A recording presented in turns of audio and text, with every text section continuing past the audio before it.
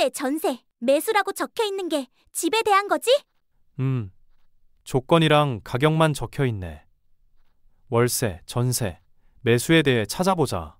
미국이랑 비슷한 점도 있고 다른 것도 있구나. 전세라는 제도가 있더라고. 렌트랑 리스가 월세랑 비슷한 개념으로 이해했어. 집을 사는 것을 매수라고 표현하고 공인중개사 사무소 가서 한번 물어봐 보면 어떨까? 전문가의 도움을 받는 게 나을 것 같아. 그래. 관심 있었던 광고 몇 개를 정리해서 가서 물어봐 보자. 우리가 본 동네에 전월세가 얼만큼 있어? 우리 예산에 맞는 중에 찾아야 하니까. 조건은 여러 개들이 보이는데 몇 가지를 정리해서 공인중개사 사무소에 가서 물어보자. 광고에 나온 전월세에 대해 궁금한 게 많아요.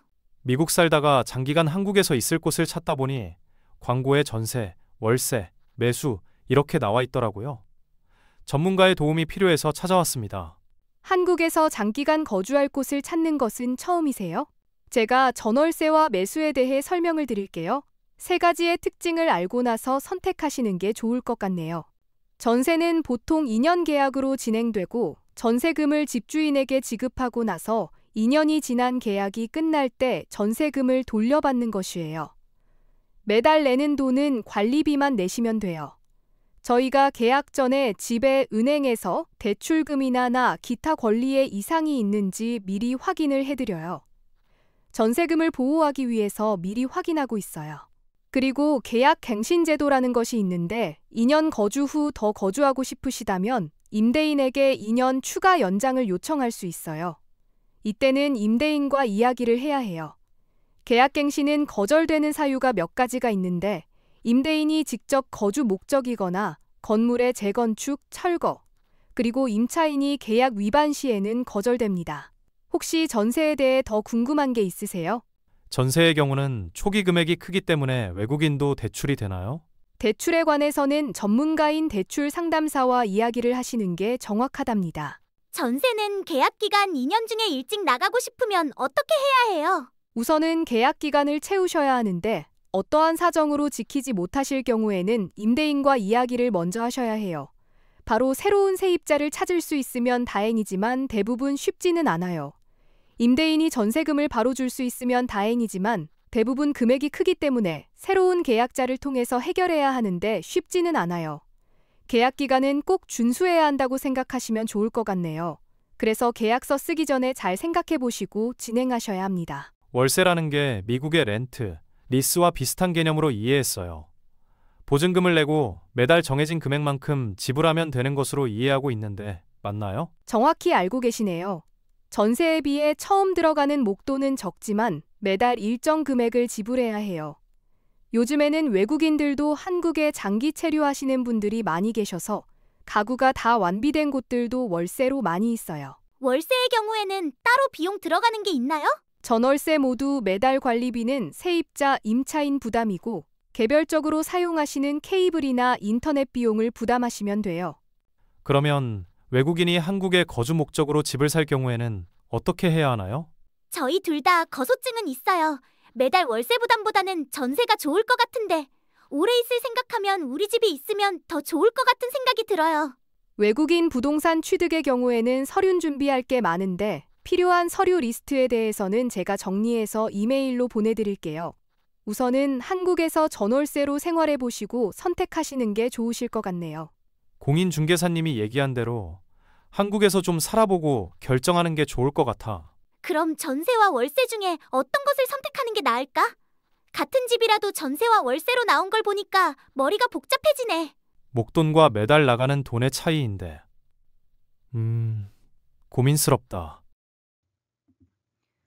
앞에서 거소증, 건강보험, 운전면허증, 그리고 반려동물과의 입국에 대해 이야기를 했었는데요.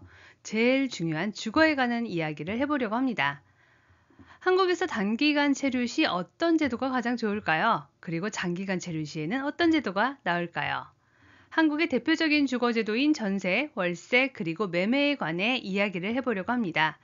오늘은 세 가지 주거에 관한 베이직한 이야기를 해보려고 하는데요.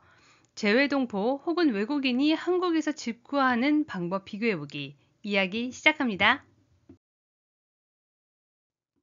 전세제도. 미국이나 다른 나라에서 거의 찾아볼 수 없는 한국만의 독특한 주거 시스템이죠. 간단히 전세 제도를 말하면 큰 디파짓을 내고 매달 월세를 내지 않고 집을 빌려 사용하는 겁니다. 계약 기간이 끝나면 집을 돌려주면서 처음 낸 보증금을 돌려받는 제도인데요.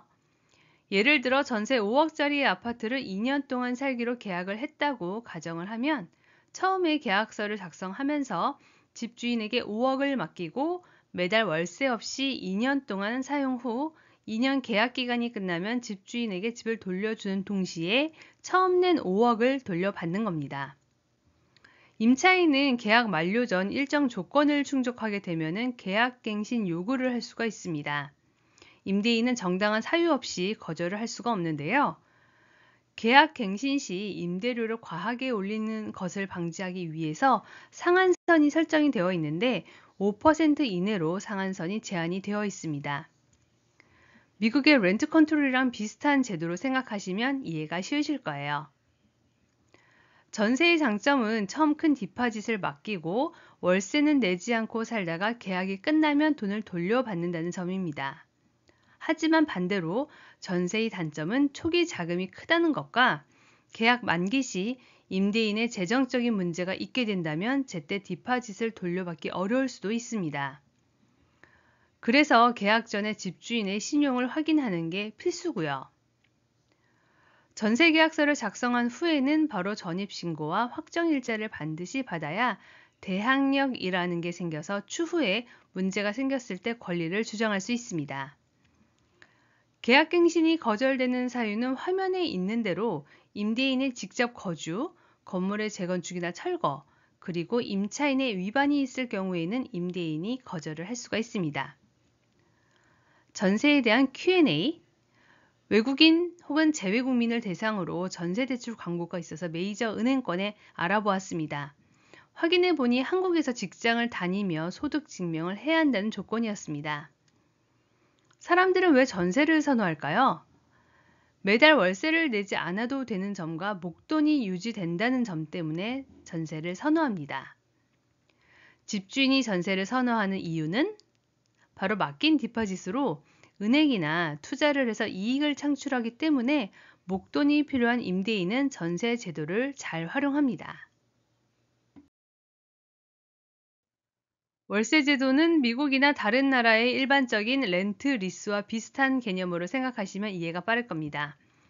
적은 시큐리티 디파짓에 매달 일정 금액을 내면서 사는 방식인데요. 예를 들어 서울에 월세 80만 원짜리 오피스텔을 계약을 했다면 처음 계약할 때 시큐리티 디파짓 1,000만 원 정도를 디파짓하고 나서 매달 80만 원씩 월세를 내고 계약이 끝나게 되면은 처음 냈던 시큐리티 디파짓을 돌려받고 나가면 됩니다. 월세는 작은 보증금과 매달 임대인에게 일정 금액을 내면서 사는 것으로 렌트 리스와 유사한 개념입니다. 월세는 보통 전세와 비교했을 때 비싼 편이라 경제적 부담이 클 수 있습니다. 한국에서 짧은 기간 머무를 계획이라면 단기 임대 월세가 가장 좋은 방법인데요. 짧게는 1개월에서 몇 개월 혹은 그 이상도 가능합니다. 요즘에는 fully furnished 된 곳도 많이 준비되어 있습니다.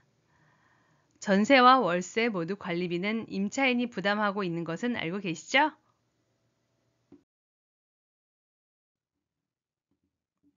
외국인으로 거주 목적으로 매수와 매도를 한다면 어떨까요? 필요한 서류와 과정은 상담 시 이야기를 풀겠습니다. 거주 외국인인지 비거주 외국인인지에 따라서도 서류와 절차의 차이가 있기 때문입니다. 대부분 현금으로 구매하시거나 전세를 끼고 사시는 분들이 많은데요. 외국인이 대출을 받기 위해서는 거소증은 필수이고 한국 신용 점수와 근로소득이 있어야 합니다. 근로소득이 없거나 기준 이하일 경우에는 추정소득이 적용이 되는데요. 이런 이유로 현금으로 매수하시는 분들이 대부분입니다. 매수 과정은 대리인에게 위임해서 진행할 수 있습니다. 거주 목적인 외국인은 원하는 지역을 선택한 후 매매계약서 작성, 계약금 지급, 중도금, 잔금 순으로 진행을 하면 됩니다. 계약 후 60일 이내에 시청, 구청 혹은 등기소에 외국인 부동산 취득 신고를 해야 하며 취득세도 납부해야 됩니다. 잔금 후에는 법무사를 통해서 등기를 처리하시면 됩니다. 한국에서 거주 목적 시 전입신고는 필수인 거 다들 알고 계시죠? 외국인으로 주거 목적으로 살다가 매도를 하는 경우도 많은데요. 한국에서 거주하고 있다면 매도 과정은 내국인과 큰 차이는 없습니다. 하지만 외국인이기 때문에 1가구 1주택 혜택은 받을 수가 없습니다. 매도 가격, 즉 판 가격에서 살 때 가격을 빼고 들어갔던 비용을 다 공제한 금액에 대해 양도소득세를 신고를 해야 하는데요. 양도소득세의 10%를 지방세로 납부하면 세금은 끝납니다. 해당 자산을 해외로 반출하기 위해서는 세무서에서 부동산 매각 자금 확인서를 받아야 해외 송금이 가능합니다. 화면에 보이는 이미지가 세무서에서 발급받은 부동산 매각 자금 확인서입니다. 한국에 거주하기 위한 주거 세 종류를 설명을 해드렸습니다. 전세, 월세, 그리고 매수. 주거 기간과 목적에 따라 정답은 없습니다. 하지만 제가 드리는 추천은 한국에서 거주를 생각하셨다면 처음에 월세로 몇 개월 지내보시는 것을 추천합니다. 한국에 잘 적응하시는 분들도 계시지만 그렇지 않은 분들도 계시기 때문입니다. 이민 갔던 그 시점과 현재의 시점을 비교해서 적응에 어려움을 겪고 계시는 분들을 많이 봤습니다. 제 클라이언트 중 한 분은 거주 목적으로 아파트를 매수를 하셨다가 6년 보유 후 최종적으로는 매도를 한 케이스가 있습니다. 한국에서 거주는 하고 싶으나 각종 세금으로 인해 한국에서는 매수가 아닌 월세로 지내는 게 낫다고 결론을 내리셨기 때문입니다. 한국에 거주하기 위한 주거 세 종류를 설명드렸는데요. 전세, 월세, 그리고 매수. 주거 기간과 목적에 따라 정답은 없습니다. 하지만 제가 드리는 추천은 한국에서 거주를 생각하고 계신다면 처음에 월세로 몇 개월 지내보시는 것을 추천합니다. 한국에 잘 적응하시는 분들도 계시지만 그렇지 않은 분들도 계시기 때문인데요. 이민 갔던 그 시점과 현재 시점을 비교해서 적응에 어려움을 겪고 계시는 분들도 많습니다. 제 클라이언트 중 한 분은 거주 목적으로 아파트를 매수를 하셨다가 6년 보유 후 최종적으로는 매도한 케이스가 있습니다. 한국에서 거주는 하고 싶으나 각종 세금으로 인해 매도 후에 한국에서는 전월세로 지내는 게 낫다고 결정을 하셨는데요. 양도소득세와 미국과 한국을 왔다 갔다 하며 생활할 경우 추후 발생될 증여세와 상속세도 결정에 영향을 끼쳤다고 합니다. 매도를 결정한 클라이언트들의 이야기를 정리해서 이야기를 해보도록 하겠습니다. 시간이 되면요. 한국에서의 첫 시작, K-드라마의 영향으로 많은 외국인들과 재외 동포들이 한국 생활을 꿈꾸고 있습니다. 낯선 곳에서의 시작을 어떤 형태의 주거로 시작하는지도 중요한데요. 나에게 맞는 주거 타입 결정에 도움이 되셨나요? 다음 시간에는 미국으로 이민을 생각하고 계신 분들을 위한 시간입니다. 바로 미국 이민에 관한 이야기입니다. 미국 이민의 시작부터 이야기 보따리를 풀어보겠습니다. 이민의 길이 어디로 이어질지 몰라도 함께라면 좋죠? 저희 희비TV는 항상 여러분들과 함께합니다. 희비